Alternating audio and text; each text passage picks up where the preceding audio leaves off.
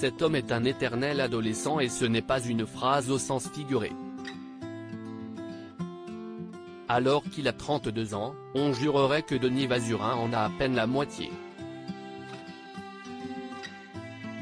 Relayé par nos confrères du quotidien espagnol El País, ce cas est étonnant. Le Benjamin Button russe. Si cela paraît irréaliste, l'histoire de Denis Wazurin, un homme russe de 32 ans qui a l'air d'en avoir 14 serait bel et bien vraie. Elle ressemble trait pour trait au scénario du film joué par Brad Pitt ou encore L'Orphelin, un long métrage paru en 2009. Pourtant, cette histoire n'a rien d'une fiction puisqu'il existe quelques cas similaires dans le monde. Une chaîne YouTube russe s'est interrogée sur le quotidien de ce trentenaire à l'air très juvénile.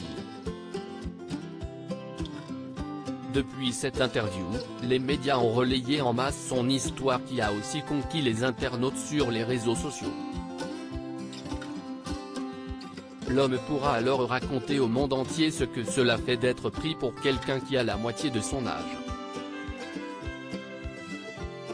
Un cas qui peut également se produire en ayant l'effet inverse puisque contrairement à Denis, ce bébé est né avec le visage d'une personne âgée. Pourquoi dois-je toujours l'expliquer? L'homme originaire d'une région de l'Est de la Russie a su dès l'enfance que son corps ne grandissait pas à la même vitesse que celle de ses amis. Il raconte que cette idée l'effrayait au début. J'ai pensé à ce qui se passerait après, à quoi ressemblerait ma vie. Cela était vraiment difficile pour moi, confie-t-il aux auteurs de la chaîne YouTube.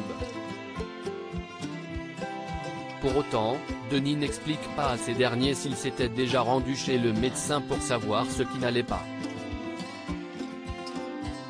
Il raconte quelques anecdotes fâcheuses qui lui ont valu de ressentir beaucoup de colère.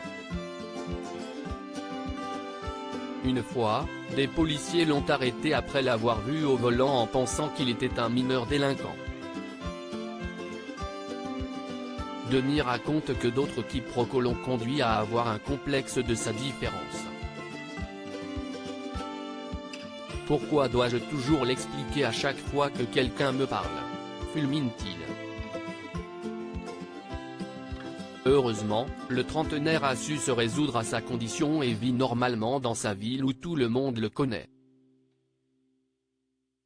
Il a une petite amie et partage souvent des photos sur son profil Instagram. De quelle maladie s'agit-il? Même si Denis n'a pas évoqué ses échanges avec les médecins, son incroyable jeunesse s'explique scientifiquement et elle s'appelle communément le syndrome X. Également connue sous le nom non officiel du syndrome d'Highlander, elle se traduit par une croissance et un vieillissement ralenti très rares chez ceux qui en sont touchés. Richard Walker, professeur et médecin à l'hôpital Old Children en Floride, explique cette affection rarissime et parle des particularités de ces patients exceptionnels. Leur processus de développement est ralenti, environ 5 fois plus long que pour une personne normale. L'évolution de son corps est lente et négligeable, explique le spécialiste qui évoque le cas de l'une des filles avec laquelle il a travaillé. Très peu de cas dans le monde. Denis n'est pas seul à être atteint du syndrome d'Highlander. Relayé par nos confrères de BFM Télévision, Shin Yong-yoon en souffre également. À 26 ans, il ressemble à un enfant mais mène une vie classique pour un homme de son âge. En 2015, on recensait 4 cas dans le monde de cette maladie dont l'appellation n'est pas officialisée par la communauté scientifique. Dans un clip où il souhaite informer sur son quotidien, il se montre être un exemple de résilience.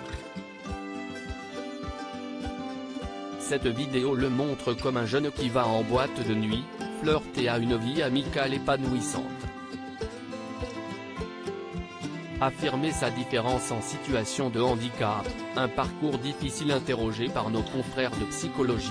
Virginie Luc, auteure de l'ouvrage Éloge de la différence, explique à quel point il peut être éprouvant d'affirmer une différence dans une société qui tend vers l'uniformisation.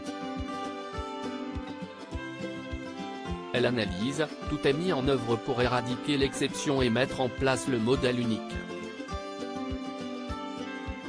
Dans son livre, elle compile des témoignages de personnes qui ont dû vivre avec un handicap et ont subi le regard parfois malveillant des autres. Parmi elles, Jeffrey Bell, un homme de 43 ans atteint du vitiligo, une maladie chronique de la peau.